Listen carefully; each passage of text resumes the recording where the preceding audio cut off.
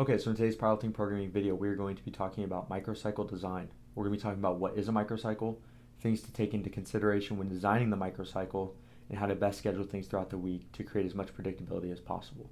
So let's just get right into it. What is the microcycle?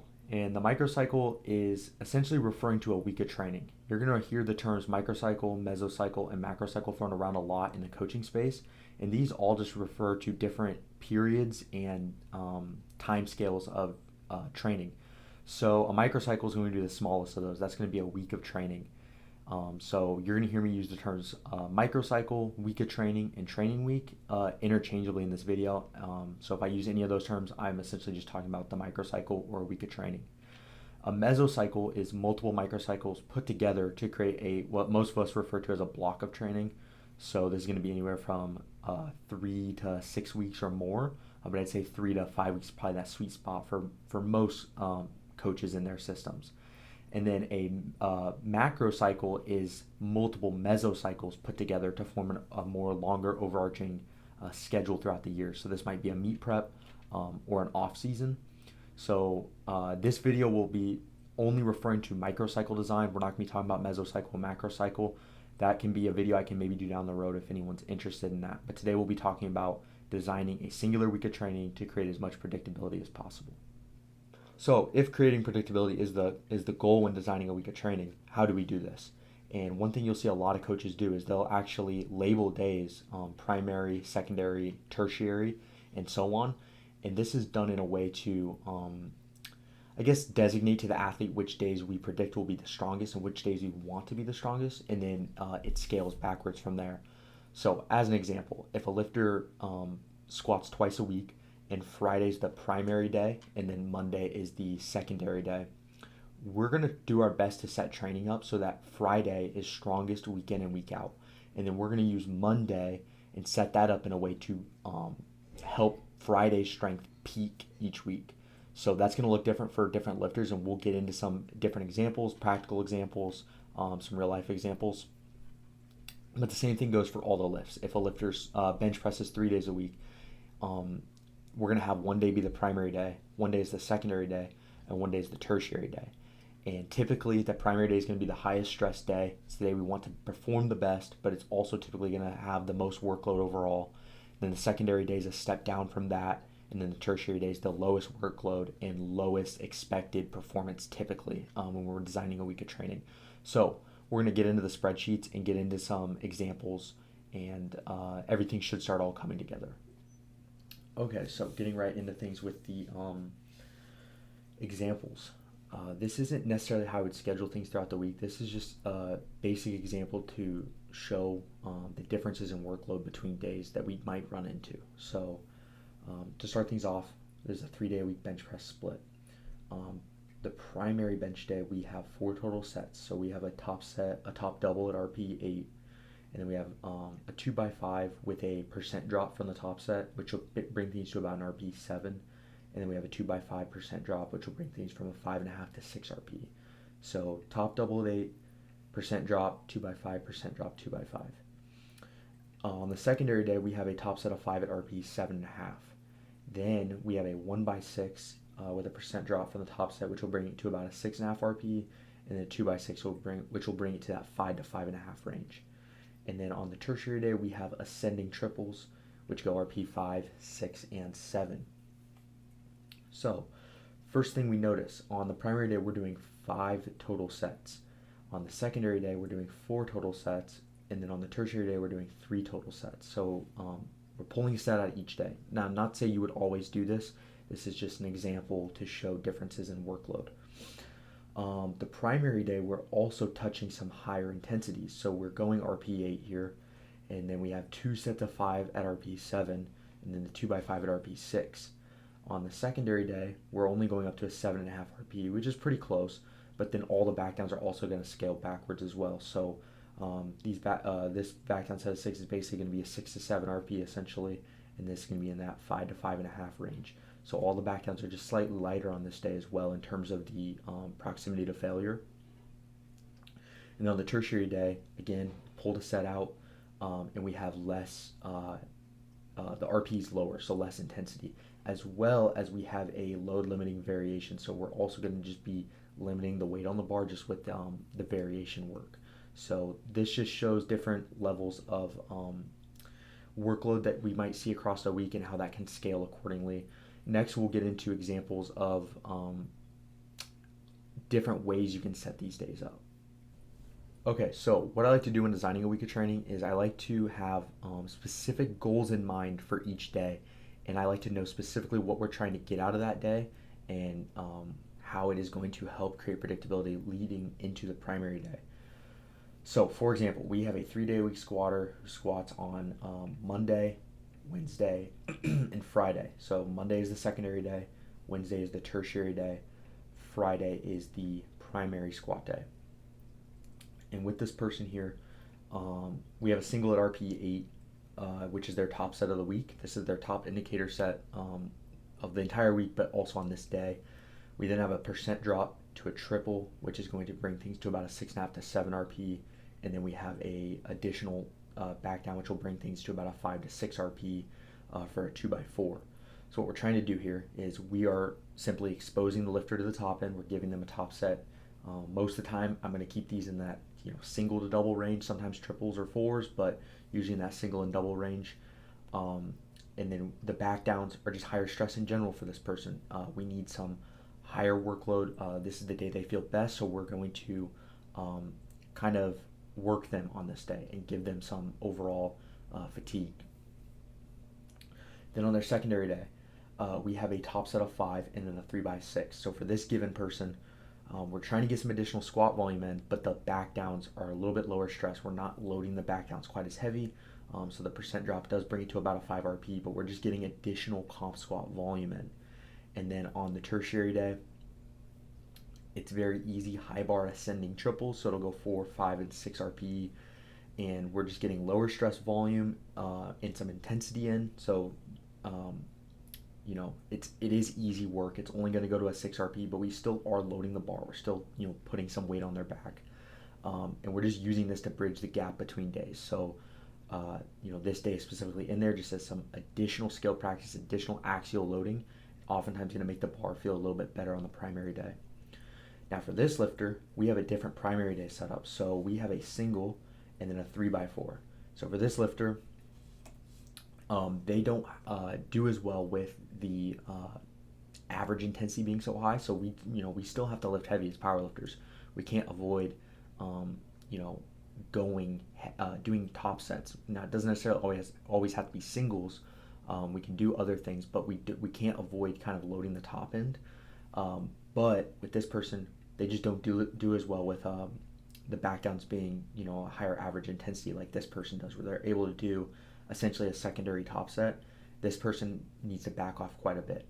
And then on their secondary day, maybe again they need that top end loading, but the back downs are not quite as high intensity. So we have the pause double at RP8, and we're just getting some skill practice in with that pause with some heavier loads, but the back downs are a little bit lower intensity overall.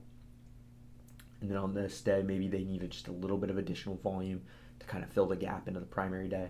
So we're getting some easy sets of 8, so top set of 8, and then some very, very light back down sets of 8. So again, with this person, they're not going to handle average intensity well, but maybe we need to expose them to some heavier loads more often throughout the week. So we give them 2 fairly heavy loads throughout the week. Now with this person, they handle intensity very well. So we are going back to this original setup. So we have the top single at RP8, and then essentially a secondary top set. So back off triple, which is going to be at 6.5 to 7 RP, and then a 2x4, which is going to be about 5 to 6 RP again. So again, exposing to the top end and higher intensity back downs. The secondary day, we have comp squat double, so we're still loading the bar very heavy. We go 445 on this day, 425 on this day for a double, and then the back downs is a 3x6.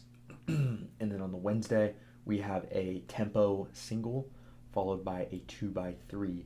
So again, with this person, they handle intensity well. We're going to expose them to the top end multiple times a week. In this case, I would argue 3 times. We're exposing them to something pretty heavy, whether that be a single or whatever, a single and then a double on this day. So this person does very well with intensity. They're going to soak it up well on their primary day, but we're also going to give them some heavier indicator like top sets on the secondary day and kind of the tertiary day as well. Okay, so these don't necessarily show what you would have to set days up. They just go to show different examples. So again, with this lifter, they don't necessarily need to load the top end on a second day. They just get additional intensity on this tertiary day here with some high bar squats, and they're good to go, and mostly using that volume to drive the top end. With this lifter, they need the top end, but we also are kind of using some pause squats for some practice as well. It's going to limit things a little bit, but we keep the reps low, and then we're getting the volume on the tertiary day. And then with this person, they need that top end loaded multiple times a week to feel good and have the bar feeling good on their back on this day. So it just goes to show there's many different ways you can set a week up. Many different types of lifters are going to need different things out of the multiple days throughout the week. Okay, so now we're going to get into kind of how to schedule things throughout the week and best set things up. So first off, we're going to look at squat. Typically, people are going to squat either 2 or 3 days a week. That's going to be by far the most common. No one's really going to be squatting more than 3, and 1 time a week squat's pretty rare. So looking at a 2-day a week squat, you basically have 2 options. We can set things up so that there's 3 days of rest before the primary day, or we can set things up so that there's 2 days of rest. And there's going to be benefits to both. So in this example here, primary days on the Friday, secondaries on the Monday, and then there's 3 days of rest from the secondary to the primary day.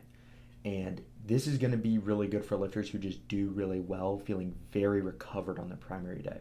So, with this person, we squat on the Monday, 3 full days. They're going to be very recovered going into the primary day. This sometimes might allow us to push this secondary day a little bit harder as well, because we are going to have those 3 days rest. So we can, push the primary, 2 days rest, push the secondary day, then we have plenty of time to come back around and recover for the primary day. Now the other options, we flip them and we do 2 days of rest leading into the primary day and 3 days till the secondary day. This can be helpful for lifters who just feel like they need to be primed leading into the primary day, so a little bit less days off can help. So, and maybe the secondary day is not quite as stressful. So we have maybe a lower, moderate to low stress secondary day with 2 rest days into the primary day where we can, they're feeling primed. They haven't been away from the bar for so long, and then we can push this primary day hard, give them 3 full day rest days into the secondary day. Now 3 days a week squat is 2 different options as well. I'd say most commonly I have this set up here with the tertiary day in the middle before the primary day, and I like this a lot because it allows me to manipulate this tertiary day to peak the primary day in a sense, and then I can kind of leave the secondary day alone. Now sometimes lifters might have an issue performing on this day and feeling really good just with 1 day of rest. So we might set it up this way where we give them the secondary day and then we give them 2 full days off of squatting, where then they feel nice and recovered in their primary day. Now with bench press, essentially 2 different options. You're going to have 3 days a week and 4 days a week. I'm not going to touch on 5 or 6 day a week bench press in this video. That's like a whole separate video where you can kind of get into that. But I'd say most commonly with powerlifters, we have 3 day a week benchers and 4 day a week benchers. That's going to be the most common setup for most people. So with 3 days a week, you have 2 different options. Similar to the squat, where we have the tertiary day in the middle, or we can flip things around and do 2 rest days into the primary day. Now, one thing you're going to notice is I almost always try to have the primary bench day be on Saturday or whatever day of the week the lifter is going to compete on. So if a lifter has a meet coming up and they're competing on a Sunday, I'll try to move these days and shift everything back. But typically we compete on Saturdays most often, at least with local meets and everything. So we're going to try to put that primary day on the Saturday for a majority of the year, if not all of the year. So with this option, we can kind of manipulate that tertiary day to kind of peak the primary day. Maybe put some kind of primer set on this day as well. The other option would be to go primary day, tertiary day, then the secondary day have 2 rest days into the primary day. So maybe this lifter does well with having plenty of rest and plenty of time to recover before having to go into the primary bench day. And with this setup, you might be able to get away with pushing more days, pushing like all 3 days harder across the week, versus this day you might have to chill out on this tertiary day, maybe have lower stress work, just to kind of feel good going into that primary day. Now with 4 days a week, two options here that I really like. This is by far the most common that I do with lifters. And I'd say lately I've started to move people over to this just due to their schedules, and I like this setup as well. But to me, this is one of the best setups for 4 days a week bench. So we see the primary day on the Saturday. What I like is the Thursday is the quaternary day, or the fourth bench day. And I like that because we can put a lot of the lower stress, low fatigue work on this day that can help kind of prime us for that primary day. And then on the Wednesday, we have the secondary day. So yes, the Wednesday is going to be fairly high stress, which is going to definitely tank this Thursday bench day. But it's the quaternary day. It's not as important. We're not trying to get a whole ton of high performance work out of it. And then the tertiary day is kind of on its own out here. The other option, which I've moved people over to lately just due to their schedules, but I've enjoyed this setup, is the primary day stays on Saturday. Then we have the quaternary day, and then the secondary day. So the secondary day shouldn't really be under too much fatigue, just because the quaternary day is typically going to be the lowest stress day of the week. So we're going to have this day, it's usually pretty chill, and then into the secondary day. And then we get a rest day, we go to the tertiary day, and we get some additional bench on this day, and then a rest day here. So I think you can't go wrong with either one of these setups. I personally prefer the top one, but I also have a lot of people benching on this one as well, and both work just fine. Now with deadlifts, 1 day a week is pretty self-explanatory, and we'll get into how we can kind of schedule these throughout the week. But with 2 days a week deadlift, you have two options, essentially same as squat, where you can have 3 days of rest day into the primary day, or you can have 2 days of rest day into the primary day. And again, I think it depends on how your secondary day is set up and kind of what you need out of that secondary day. So if you're someone who maybe you're pushing your secondary day much harder, you might want 3 days of rest. Not always, but you might want that extra recovery time. Versus if this secondary day is more so just used to, maybe you're putting a couple easy singles on that day, and it's just some primer work, primer sets leading into the primary day, you might be able to get away with 2 days rest. So I don't think you can go wrong with either of these as well. I think both are very, very viable, and I think any one of these options on here is a good way to set up your training. So now moving into interference, because this is something that's very important when setting up training, is how you're going to schedule squat and deadlift together. Typically bench is not as much of an issue. Some people are going to have issues with their elbows and shoulders when from squat, which can affect their bench press performance.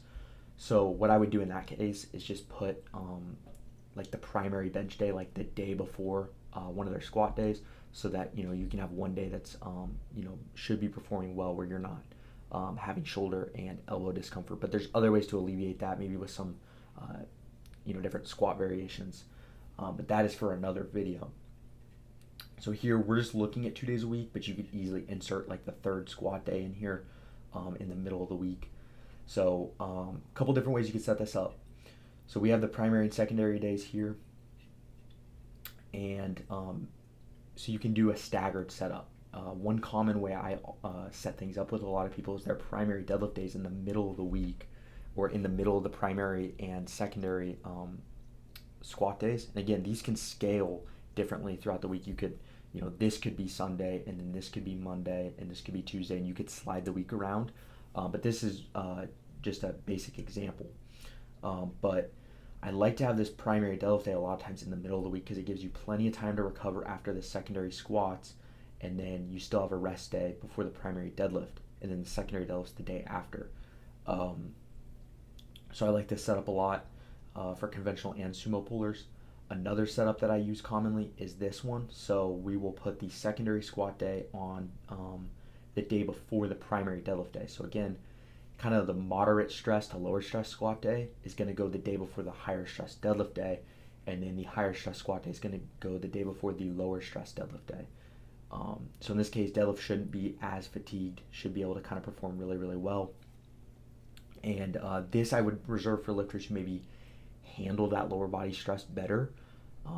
versus this setup, I might reserve for lifters who do not handle lower body stress as well. And we'll get into a case study quick after this. But I'll occasionally give lifters like 2 SBD days a week, or the other option is 1 SBD day a week. But in this case, if a lifter really just cannot go through like a squat or a deadlift pattern 4 separate times in a week, or even 5, but typically it'd be like 4 separate times in a week, I can start combining days. And this is really nice, as yes, we may lose a little bit of performance on the deadlift day, but this gives the lifter more overall rest days between exposing themselves to, say, like lower back stress. So this is most commonly you're going to see with lifters who have issues with recovering between squat and deadlift with their lower back. So, if I have a lifter on this setup, they're going through like a lower back fatiguing exercise 4 days a week, versus this day now it's only 2 days a week. We're kind of consolidating that stress just onto 2 days. We can a lot of times get away with the same workload and have things performing much, much better. And then the other option is maybe they can't handle 4 days, but they could probably handle 3 days of lower body work. We can just slide this primary day onto the Tuesday. They get a little bit of, a good night of sleep, some food and everything before coming back in after the secondary day to do the primary deadlift. And they're not pre-fatigued from squat. That might have been like right before the deadlifts. And then this day, just to kind of consolidate that low back stress or whatever the case may be, we combine days and give them a little SBD day or a squat and deadlift day. So, looking at a case study, this is a real life case study of my client David Lynch. So leading into David's first meet, we had a squat and deadlift setup of this. This is how his training was set up. And the issue we were running into was originally we had his primary squat on this day and his secondary squat on this day. And we had this issue where his primary deadlift day was just fatiguing him enough to the point where his primary squats, his low back was always sore. So leading into the meet, I thought, you know what, both squat days typically perform well. We're just feeling pretty beat on this day, even though the performance is pretty good. It's not ideal to be taking your heavy singles with your low back feeling pretty fried. So I flipped his squat days leading into the meet. I believe it was 8 weeks of prep. It was either the last 8 weeks or last 4 weeks. I flipped them. And, we had a good prep, but we were still running into that issue of this day was always feeling pretty beat up from his low back. So what I switched him over to was I just consolidated the days down. And we ran this setup all summer, and we PR'd squat and deadlift doing this, and bench press, but bench wasn't really affected by this. But we PR'd the squat and the deadlift at the end of summer. We did a block of some singles and hit some big all-time PRs on all 3 of the lifts. And I attribute a lot of it was because he was able to just feel very good both days, both his lower body days, and we were able to get a lot of really good performance out of these days because we were consolidating that low back stress just down to 2 days versus 4 days. So, this is important. You do want to set this up in a way that's going to benefit a certain lifter and kind of what their needs are. Now, some general rules is typically I'm going to have someone's squat and deadlift training set up. I'm going to want the deadlift to operate under fatigue more often. So I'm not going to, probably have someone do a deadlift day and then have them squat the next day. Just because I think deadlift can really tank squat, but squat's typically not going to tank deadlift as much, usually. And I think deadlift can do a lot better with training under some fatigue, just because a lot of times with some lifters is you can push squat, and squat can actually drive the deadlift. And but it's not really the other way around where you can't get better at deadlift and squat will just get better with it. So with squat, I'd rather push the squat year round and have that be the priority most of the time. And then the deadlift's kind of just there, and it's typically going to just get better along with squat usually. So that's kind of why you'll see I never have a deadlift day and then the next day squat. It's usually always going to be a squat day and then the next day deadlift.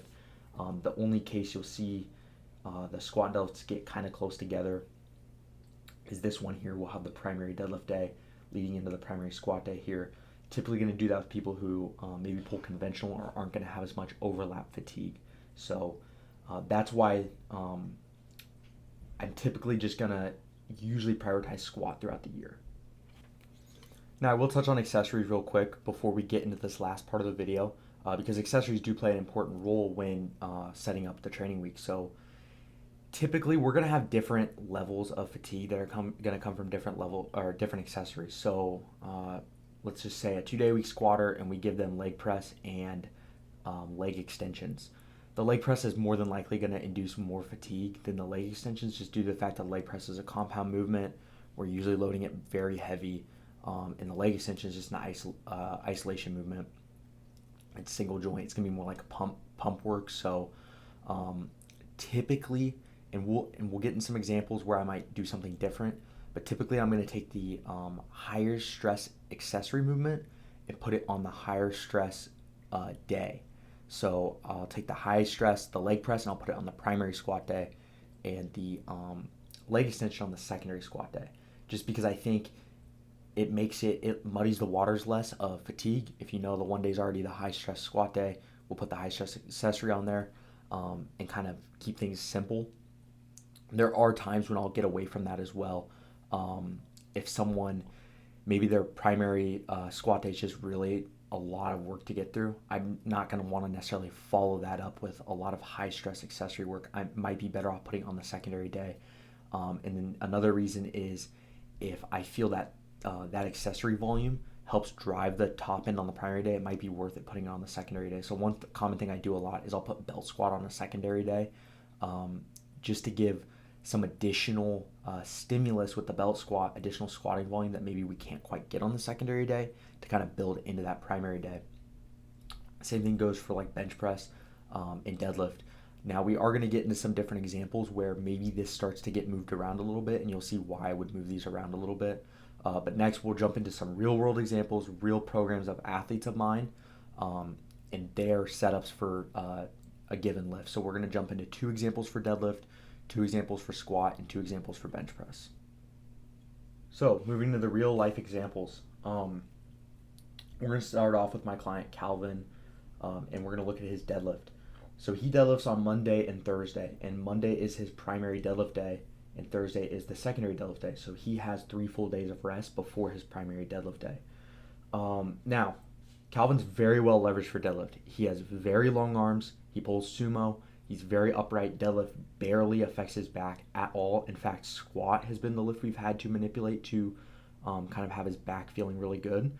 And historically, he has had some back issues, but deadlift, we've pushed very hard, and we haven't ran into any issues with his back. So with him, you see us bias a lot more into some general intensity on the top, on the primary day, but we also are just operating through some higher rep work. So looking at his primary deadlift day, we have a top set of 5 at RPE, or 2 in RPE, and then we have a single here after, so a little fatigue single there, just because he is so well leveraged for deadlift. This is actually typically a pause deadlift. So we'll pause the single here, and then we'll do a 2x6 with a pretty big back down. It's 15%, or about 4 to 5 RPE is what the RPE will come out to. So these back downs are very, very light, since we are kind of exposing him to 2 heavier sets. But generally 5 to 6 reps on this day here. And then on his Thursday, secondary day, we have a top set of 8 deadlift, and then followed by a back off set of 8 deadlift. So with him, we're using a lot of high reps. He soaks up the volume really, really well, and we can put that high rep work on this day, and then that gives him plenty of time to kind of recover into his primary day and feel really good. Now, this is an example of when I put the higher stress accessory on the secondary day. Because he has 3 full days of rest from the secondary to primary day, as well as the secondary day is only 2 sets of deadlift, I give him paused RDL on this day as well. So he is kind of doing 4 sets here in a sense. The RDLs are beltless, so it's going to be a little bit lighter, but 2 sets of 6 here. And then the hamstring curls are on this deadlift day. I feel as if we put this RDLs here, we might not get as high quality work on this Thursday, as well as the RDLs may not be as high of quality as well. So I think this just spreads things out just right for us. And we just came off his first block. It's my first block working with him. And we had a lot of success with his deadlift training. So we've been kind of sticking with this setup. Now looking at Andy's deadlift. Andy's a conventional puller. I wouldn't say he's poorly leveraged, but he doesn't have super long arms, so he's gonna bias into these kind of lower rep ranges in general, not super high set counts. So we see with Andy, his primary day is on Tuesday, and then just due to his schedule, we put the Saturday as the secondary day, as well as I think with him having a generally easier secondary day, less workload overall, kind of primes him for that higher stress primary day where we're kind of pushing things. So he kind of is going to need some of that rest and recovery. I think we could get away with putting his secondary day on Friday, but just due to his schedule outside the gym, this is kind of how we have things set up, and it's been going really well. So we have a single here at RP8, a back down set, which brings things to about RP6, so a good amount backed off, and then a 2x3. We've been having a lot of success in some of the lower rep ranges with him. Just the nature of his deadlift, he pulls conventional, isn't super well leveraged for the movement, so we've got away with some of these lower rep ranges and just kind of biasing into more just weight on the bar. In his secondary day, we used to do only RDLs, and we've kind of gone away from that because one, he needed some additional practice with the deadlift from the floor. So we gave him some singles here on this day. So he does 4 singles with a percentage. This is basically where he ends the block at. He starts about 74%. And then we have him do a set of RDLs. So last block, we were doing 2 sets of RDLs here, but it just was beating his hamstrings too much leading into the primary day. So we pulled a set, and he's feeling much better with his deadlift. And we're actually getting ready for a meet right now. So again, with Andy, this deadlift day is more so practice. We're getting hinge practice, and we're getting some additional deadlifting from the floor. We don't do a ton of accessories with him right now, just because we were doing the 2 sets of RDLs. After the meet, I would like to kind of give him some more accessory work in general, but lately we've kind of been just relying on deadlift to kind of get things moving. Now with RJ's squat, this is kind of moving into the squats now. RJ's pretty well leveraged for squat. He's pretty upright lifter. He's got a longer torso, but pretty short femurs. And with RJ, what we found is we can push this Wednesday session, secondary day, pretty hard with the volume. We don't have to necessarily load the top end a whole lot, and then he still feels really good for this primary day. So we found with him, we can get away with, I guess soaking up some volume just 2 days before the primary day and still feel really good. So we have a top triple here to an RPE, a back down set, triple, and then a 3x5, and then we follow that up with the leg press. So this is a classic example of high stress accessory on the higher stress squat day because he has 3 full rest days till he squats again. And then top set of 5 here and a 3x7, and that volume we found just drives the primary day. So we put the volume close to the close to the primary day, just 2 days rest, and we give him some Bulgarian split squats. Now this is new. We were doing hack squats on this day. I just pulled those out this block just to try some unilateral work, as well as it should be a little less fatigue. It's because it's not quite as much load. So that's RJ's squat, and this is an example of someone who can handle a lot of volume really well, and that kind of primes them for the primary day. Now Dominic's the opposite. Dominic is, I wouldn't say poorly leveraged. I'd say he has about normal leverages. He's not on one end of the spectrum or the other, but he definitely does better with some lower rep ranges.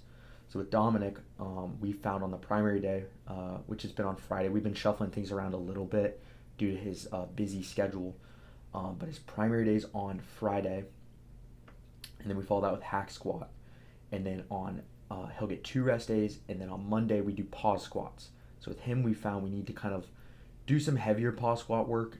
He has some issues with kind of managing center of mass, and when that center of mass starts to get out of hand, it leads to some depth issues. So giving him heavier pause squats on this day just helps him practice that depth with heavier loads. And then we followed up with a 3x5, which is actually percentage based. It's not a percent drop set, but it comes out to about 5 RP typically to end the block. So pretty easy work there. And then dumbbell Bulgarian split squats here. So with him, he just does really well, feeling well recovered. He doesn't need to be primed in a sense for his primary day.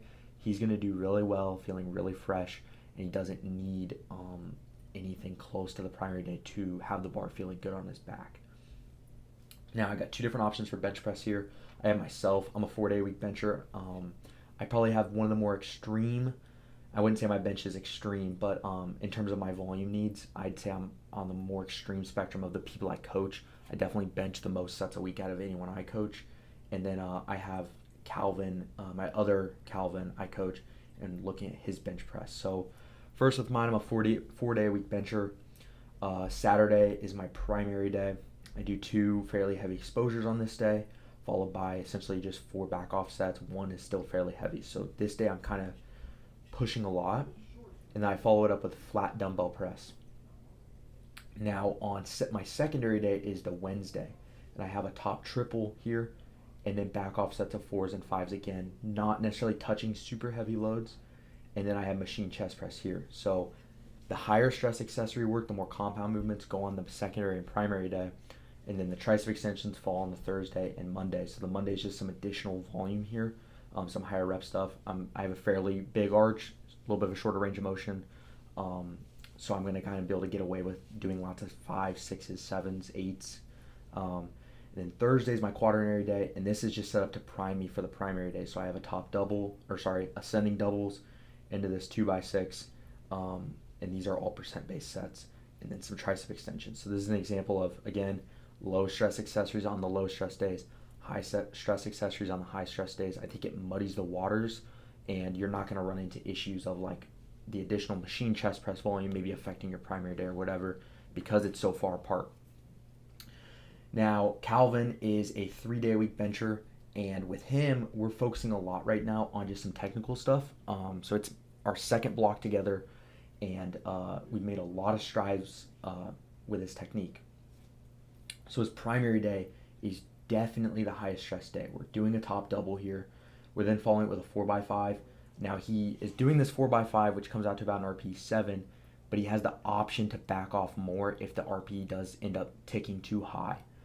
Then we follow that off with weighted dips. So he's essentially doing a double and then straight sets, and then weighted dips after that. So very high stress session, very heavy. His secondary day is Tuesday, and we are doing 3-count bench press because we're working on pauses with him, and he has improved tremendously with this. So this 3-count day, we keep the reps low for some heavier exposure, and we're keeping that intensity fairly high for these 2 sets. And then we follow it up with a 2x6 comp bench just to get some additional back down volume, additional higher rep stuff. Dumbbell incline here, and then I throw the tricep extensions after that.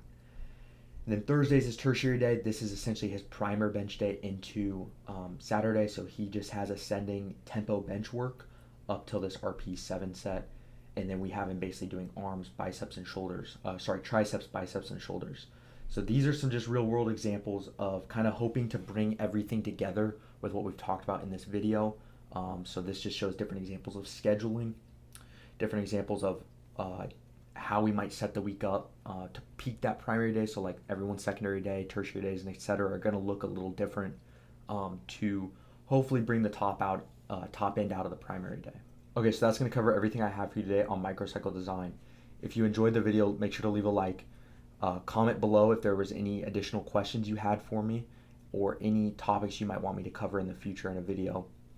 You can also reach me on Instagram at powerliftingwithjake or at Rocket Strength Powerlifting. Thank you for watching.